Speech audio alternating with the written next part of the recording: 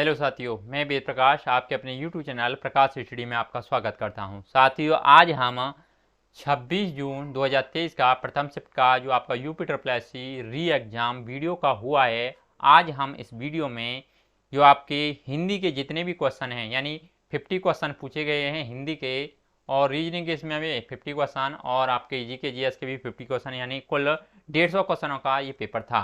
तो साथियों, आज इस वीडियो में हम हिंदी के क्वेश्चनों को करेंगे। साथ ही इसमें जो नेगेटिव मार्किंग थी आपकी 1/2 की थी, जो आपके जैसे 2 अंक गलत होने पर एक सही अंक काट दिया जाएगा। साथियों, अगर चैनल आइए स्टार्ट करते हैं। अगर चैनल पर पहली बार आए हैं, आपने चैनल सब्सक्राइब नहीं किया है, तो साथियों चैनल को सब्सक्राइब कर लें, वीडियो को अधिक से अधिक शेयर करें। आइए स्टार्ट करते हैं साथियों। क्वेश्चन नंबर पहले में पूछा है, अध्यक्ष महानगर पालिका को लिखे जाने वाला शिकायत पत्र किस श्रेणी में आएगा। 4 ऑप्शन रखे हैं, 4 ऑप्शन को पढ़ के सही आंसर आपको बताना है। इनमें से करेक्ट आंसर क्या होगा। साथ ही इसका correct answer option number D हो जाएगा, यानी कार्यालयी पत्र की श्रेणी में आएगा। अगला नेक्स्ट क्वेश्चन देख लेते हैं। क्वेश्चन नंबर दो में पूछा है, जब प्रथम वर्ण व्यंजन और दूसरा वर्ग स्वर हो तो उनके मध्य की संधि होगी। 4 ऑप्शन रखे हैं, 4 ऑप्शन को पढ़ के सही आंसर आपको बताना है। क्वेश्चन नंबर 2 का करेक्ट आंसर क्या होगा। साथियों, क्वेश्चन नंबर 2 का correct answer option number A हो जाएगा, यानी व्यंजन संधि होगी। आगे नेक्स्ट क्वेश्चन देख लेते हैं। क्वेश्चन नंबर 3 में पूछा है, कबीरदास की भाषा कौन सी है। 4 ऑप्शन रखे हैं, 4 ऑप्शन को पढ़ के सही आंसर आपको बताना है। इनमें से करेक्ट आंसर क्या होगा। साथियों, जो कबीरदास की भाषा थी ये थी आपकी पंचमेल खिचड़ी।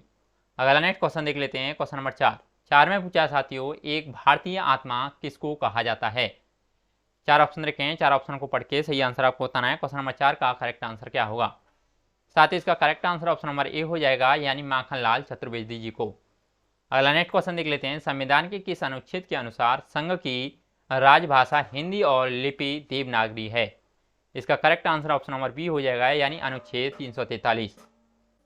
अनुच्छेद 343 के तहत। आगे क्वेश्चन देख लेते हैं। प्राकृत, संस्कृत, अपभ्रंश, पाली, इन भाषाओं में प्राचीनतम भाषा कौन सी है।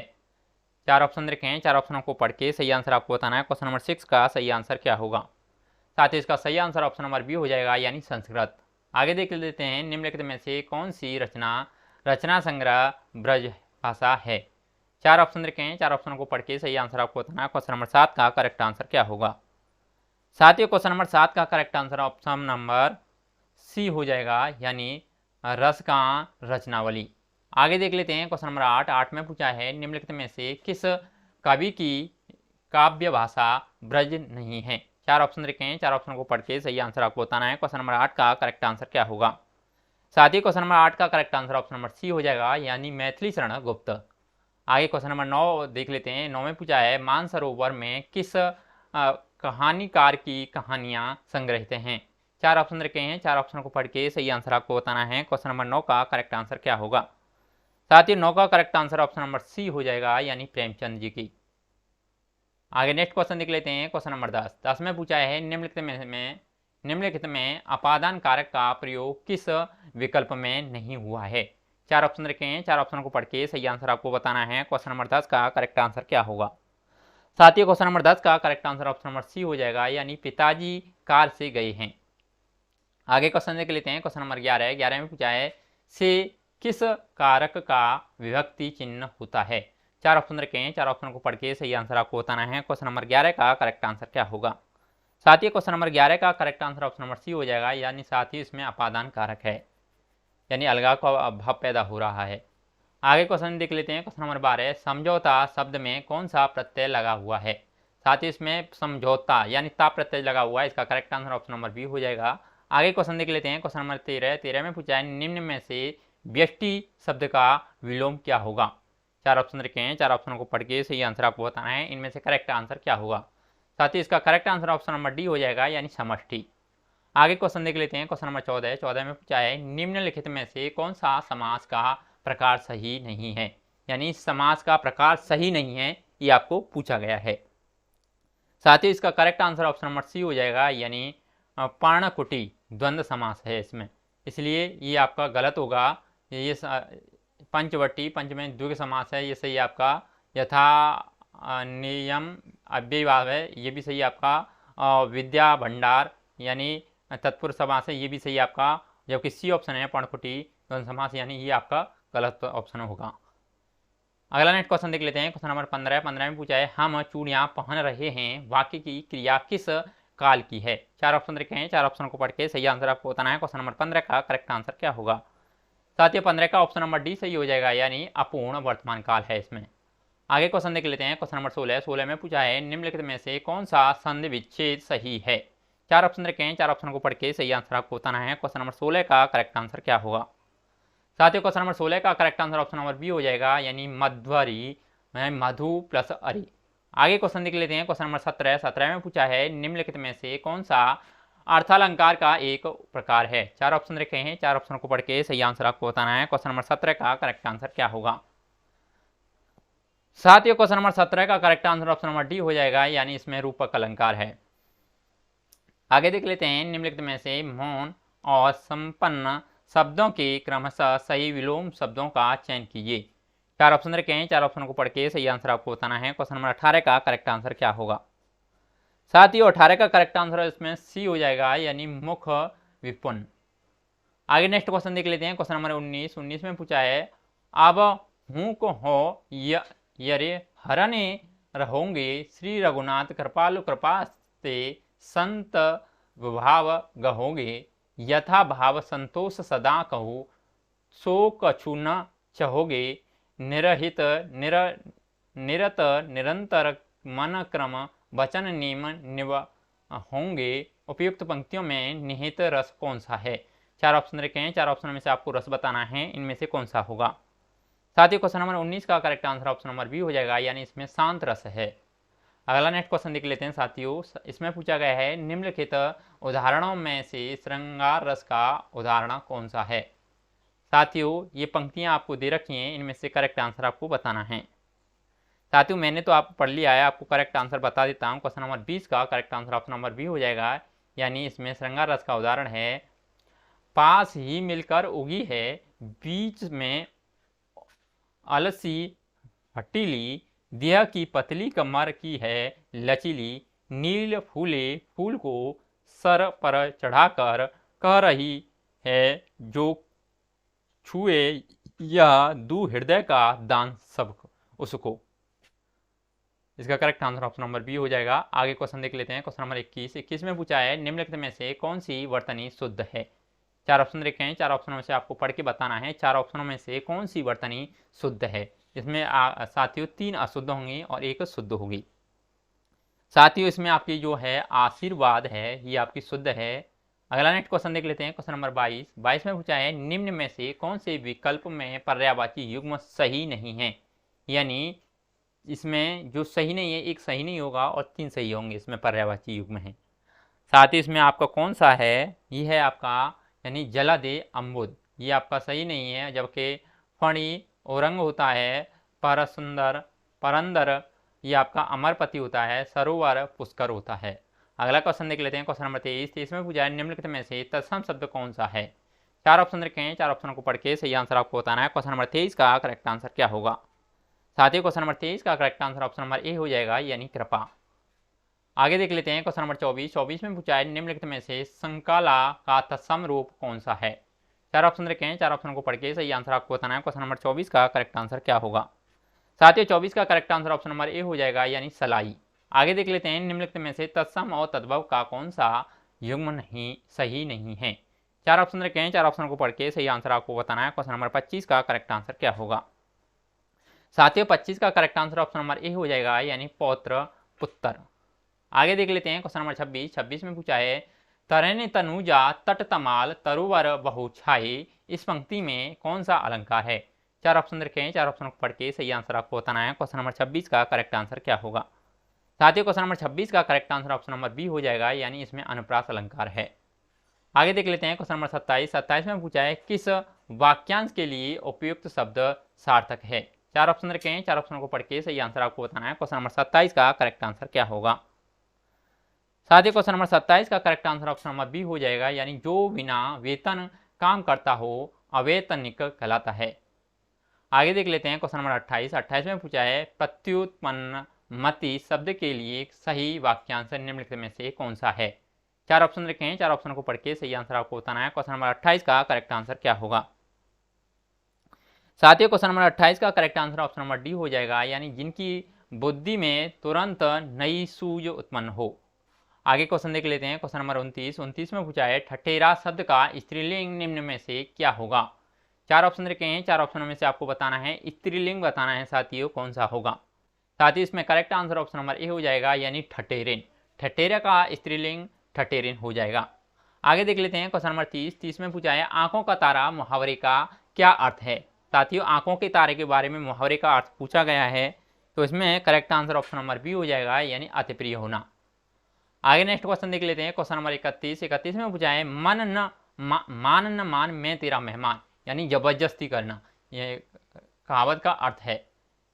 इसमें चार ऑप्शन रहेंगे, चार ऑप्शन में से करेक्ट आंसर क्या होगा। साथ ही इसका correct answer option number A हो जाएगा, यानी जबरदस्ती गले पड़ना।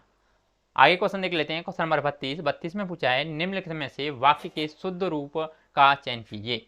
चार ऑप्शन रखे हैं, चार ऑप्शन को पढ़ के सही आंसर आपको बताना है। क्वेश्चन नंबर 32 का करेक्ट आंसर क्या होगा। साथियों 32 का correct answer option number D हो जाएगा, यानी वन में प्रातःकाल का दृश्य बहुत ही सुहावना होता है। आगे देख लेते हैं। क्वेश्चन नंबर 33 में पूछा है किस विकल्प में सभी शब्द तत्सम हैं, तद्भव हैं। चार ऑप्शन रखे हैं, चार ऑप्शन को पढ़ के सही आंसर आपको बताना है। क्वेश्चन नंबर 33 का करेक्ट आंसर क्या होगा। साथियों क्वेश्चन नंबर 33 का correct answer option number B हो जाएगा, यानी छकड़ा काजल खेत। आगे देख लेते हैं। क्वेश्चन नंबर 34 में पूछा है तिथि शब्द का बहुवचन है। चार ऑप्शन रखे हैं, चार ऑप्शन को पढ़ के सही आंसर आपको बताना है। क्वेश्चन नंबर 34 का करेक्ट आंसर क्या होगा।